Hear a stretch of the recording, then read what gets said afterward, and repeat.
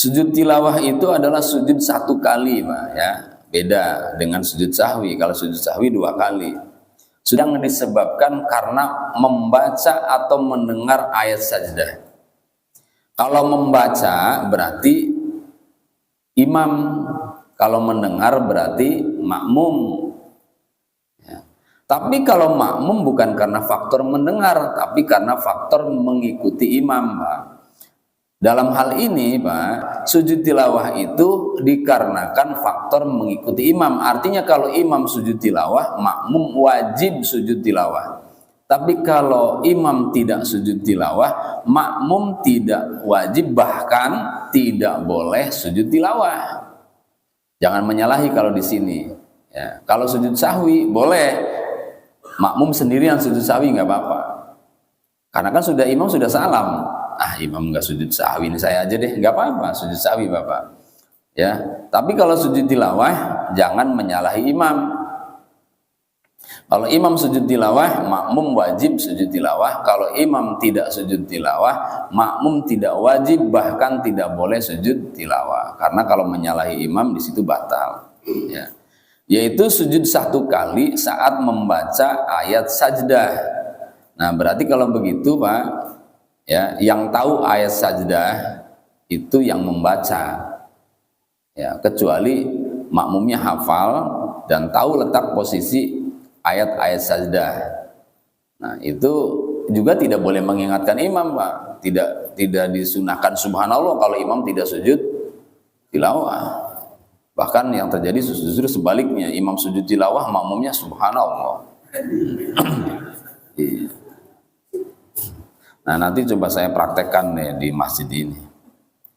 Pekan depan kali ya, 2 minggu lagi. Soalnya pernah kejadian. Kalau ini sih sholatnya udah, Pak. Yang saya praktekkan itu sholatnya belum. Kajiannya habis maghrib. Ya, di Masjid At-Taqwa, di jalan itu, jalan masjid, Susukan. Sujud tilawah begini. Ya, jadi kalau imam sujud tilawah karena membaca ayat sajdah, makmum ikut sujud. Paham, ceritanya paham, Pak. Salat Isya saya praktekin tuh. Saya baca ayat sajdah. Begitu sujud, subhanallah belakang. Ya, spontan saya habis sholat selesai, Bapak kenapa subhanallah? Saya bilang, kan tadi sudah diajarin apabila imam sujud tilawah, kita makmum harus ikut sujud tilawah. Lupa Pak Ustaz. Lupa. Ternyata ada lagi yang tidak lupa tapi tidak ikut ngaji, ikut sholat Isya saja. Iya. Iya, tidak ikut ngaji, datang pas waktu sholat Isya di belakang subhanallah. Ya. Dan imam tidak boleh, Pak, menyampaikan informasi jamaah nanti ya kita lakukan sujud tilawah. Nggak boleh, Pak. Iya, nggak boleh. Ya, nggak bolehnya kenapa? Mengganggu. Coba mikir, Pak. Mikir nih, imam sujud tilawah nih. Siap-siap kan? Udah siap-siap, imamnya lupa. Coba gimana coba? Ribut jadinya, heboh. Katanya sujud tilawah, katanya. Menghindari itu. Dan Nabi tidak informasikan sebelum sujud tilawah, nggak informasikan. Ya. Baca aja, sujud tilawah aja. Ya. Oh banyak, Pak, 15 surat, 15 ayat. Ada yang 1 surat 2, ada yang 1 surat 1, ada 15-an yang masyhur ya. Nah, di antaranya surat Al-Alaq, Pak. Al-Alaq itu yang awalnya Iqra. Bismillahirrahmanirrahim. Khalaqal insana min 'alaq dan seterusnya. Lalu ada kalimat terakhir wasjud waqtarib. Sujud tuh. Allahu Akbar. Jangan subhanallah nanti ya. Kalau saya sujud, ikutin sujudnya, jangan subhanallah. Surat apa lagi? Surat Al-A'raf juga ada di sana, ayat 206. Surat Ar-Ra'd ayat 15. Surat An-Nahl ayat 50 ya. Kalau disebutin juga nggak bakal hafal lah, nggak usah. Ya.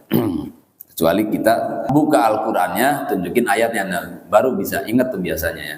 Tapi kalau disebutin nama-nama surat dan ayatnya, ya sekilas saja, itu hanya intermezzo aja.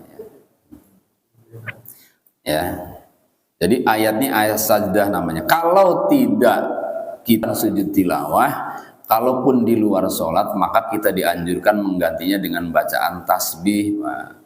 Subhanallah, alhamdulillah, wa la ilaha illallah, wallahu akbar 3 kali. Qur'annya ditaruh, kita sujud. Kalau lagi baca Qur'an, Pak. Atau kita mendengar, ya kita langsung sujud. Sujudnya sekali saja, habis itu salam. Ya. Maka syarat sujud itu Pak, kalau di luar sholat, ya harus itu tadi yang saya katakan di awal, menutup aurat, menghadap kiblat, lalu suci dari hadas, baru boleh sujud.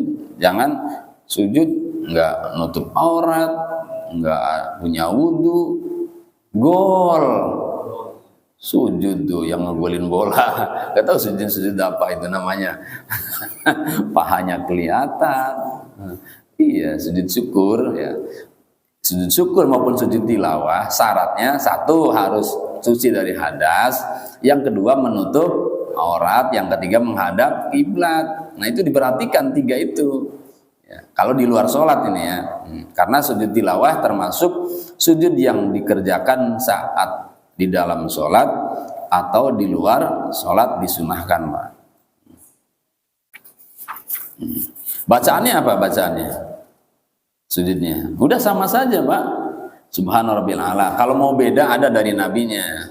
Ya sajada wajhiya lilladzi khalaqahu wa saqqa sam'ahu wa basarahu bihaulihi wa quwwatihi fatabarakallahu ahsanul khaliqin. Gitu. Itu sujud tilawah tuh, ya. Sajada wajhiya lilladzi khalaqahu wa saqqa sam'ahu wa basarahu bihaulihi wa quwwatihi fatabarakallahu ahsanul khaliqin. Ya. Kalaupun susah atau malas menghafal, ya udah subhana rabbiyal a'la, subhana rabbiyal a'la, atau subhanallah, subhanallah, subhanallah, subhanallah. Yang penting tasbih. Ya, silakan. Sambil jalan aja enggak apa-apa.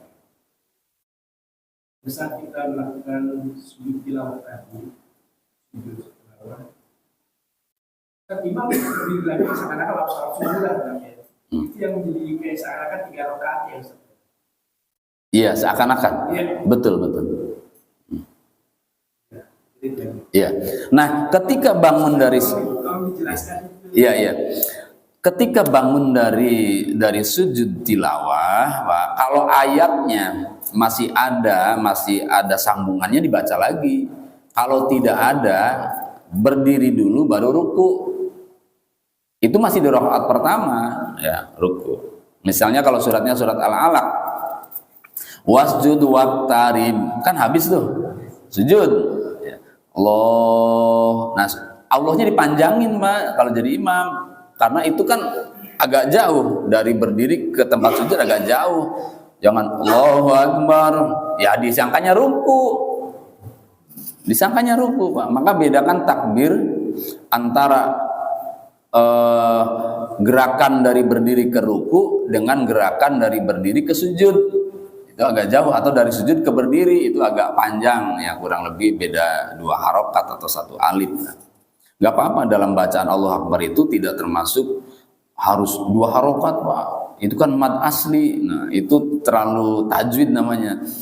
Teori tajwidnya terlalu ketat begitu. Kalau dalam sholat, Imam Ghazali, Imam Syafi'i, saya baca dalam kitab Ihya itu, bedakan takbir antara gerakan yang pendek dengan gerakan yang panjang, terutama saat jadi imam, untuk mempermudah makmum memberi penilaian atau prasangka ini ke sujud apa ke ruku gitu ya.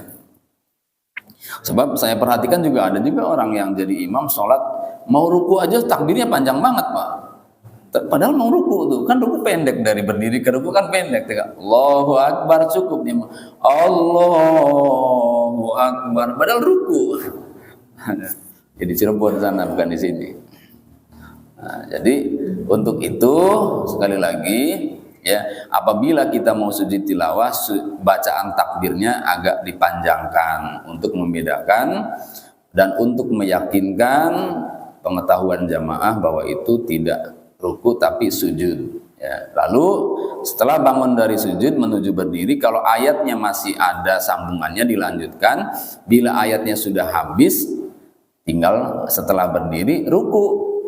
Atau pilihannya dua, tambah surat berikutnya. Gitu Pak, biar tidak terlalu ekstrim. Masalah habis berdiri sebentar langsung ruku kan kurang. Tapi jangan disangka dibaca 2 surat itu hanya untuk kenyamanan saja, kenyamanan ibadah. Ya, dan itu dibolehkan. Walaupun suratnya, katakanlah suratnya surat yang pendek, inna a'tayna deh, gitu kan, biar ada ini atau al-ikhlas. Ya, begitu bangun bismillahirrahmanirrahim, qul huwallahu ahad, Allahus samad, lam yalid wa lam yulad wa lam yakul lahu kufuwan ahad. Itu ruku, lalu i'tidal, sujud lagi. Nah, sujudnya sujud sholat biasa. Nah, sekali lagi, kalau sujud tilawah sekali, kalau sujud sahwi 2 kali, Pak, bedakan. Sujud syukur juga 1 kali, Pak. Ya, nanti di depan ada sujud syukur. Ya. Apa banyak kalau sujud tilawah itu di rakaat pertama? Sujud tilawah ini. Jadi pada saat dibaca tilawah dia tadi, ini di rakaat pertama ya. Yang sekarang kami sudah subuh gitu kan. Di rakaat kedua belum pernah ada sujud tilawah. Iya. Sebetulnya enggak begitu. Artinya enggak harus kita di rakaat pertama, di rakaat berapapun, kan umumnya rakaat itu hanya 2 ya yang baca surat ya. Di rakaat pertama maupun kedua itu sama-sama tidak ada larangan dan sama-sama dapat kesunahan. Dua-duanya baca ayat saja juga enggak apa-apa, dua-duanya dapat kesunahan. Ya. Tapi karena umumnya tadi sehingga seakan-akan menjadi kaidah, padahal belum jadi kaidah, Pak. Seperti sujud yang kita lamain, kan ada tuh orang sujud terakhirnya dilamain, ada ya.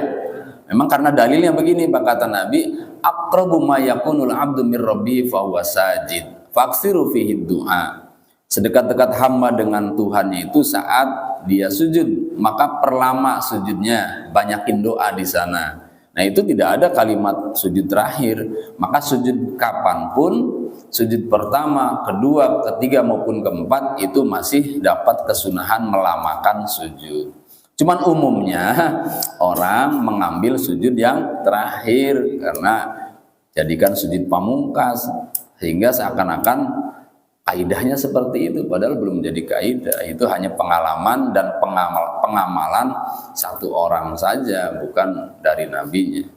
Dan itu pun sebaiknya jangan dilakukan saat sholat berjamaah. Jadi imam jangan, Pak, sebaiknya, tapi bukan larangan haram atau membatalkan, sebaiknya jangan dilakukan oleh imam saat sholat berjamaah. Kenapa? Nanti makmumnya nongol lagi belum bangun, makmumnya nongol lagi belum bangun. Itu kejadiannya seperti itu. Kalau imam sederhana saja. Kalau begitu kapan dilakukannya? Ya saat sholat sunnah saja, ya, atau sholat fardu saat sendiri. Itu lamain tuh, puas-puasin. Apa doanya? Doanya apa? Ya apa saja, yang penting jangan bahasa kita. Ya, bahasa kita tuh, Allah, gimana nih anak susah diatur ya Allah, nah gitu. Itu bahasa kita, Pak. Kalau mau pakai bahasa kita, jangan dikeraskan, cukup di dalam hati. Dikhawatirkan, kata Nabi, innamas sholat la yasluhu fiha min kalamin nas, kata beliau. Sesungguhnya sholat itu tidak patut di dalamnya ada kata-kata manusia. Kata-kata manusia itu berarti kata-kata yang tidak diajarkan Nabi. Ya apa? Ya doa yang kayak tadi, apalagi bahasanya bahasa Betawi. Ya, jangan. Ya, kalau mau begitu ini aja disirkan atau disembunyikan dalam hati saja doanya. Kalau mau doanya doa bebas, ya saat sholat sunnah. Ya. Kalau begini, kalau imam sujud lama, yang atas itu kelihatan gimana? Ya itu ya. Iya termasuk yang di belakang sebelah sana atau ya yang nggak ngelihat imam, yang nggak ngelihat makmum. Makanya sholat berjamaah itu diwajibkan harus mendengar dan atau melihat imam atau makmum yang ada di depannya. Maka posisi berjamaah itu kalau di luar masjid harus sebelah belakang pintu masjid, Pak, agar itu kejadiannya tidak seperti itu. Bagaimana jika terjadi seperti itu? Ya tunggu, Pak. Tunggu. Kalau misalnya begitu imam sujud tilawah dirasa oleh makmum ruku, kan bisa jadi seperti itu. Ya, ruku, Allahu Akbar. Begitu terasa menyalahi, terasa beda. Allahu Akbar, imam bangun dari sujud tilawah, makmumnya sami Allah.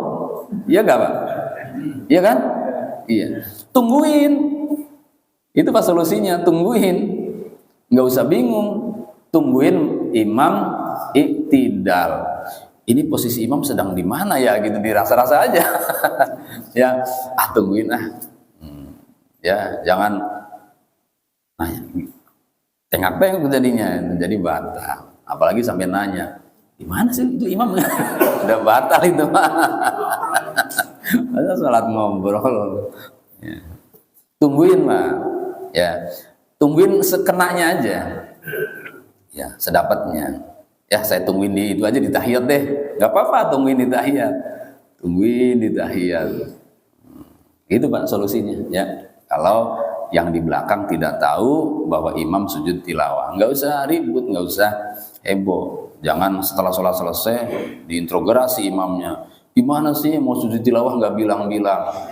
Memang nabinya nggak pernah bilang-bilang. Sujud tilawah saja. Satu lagi ya, sujud syukur sekarang.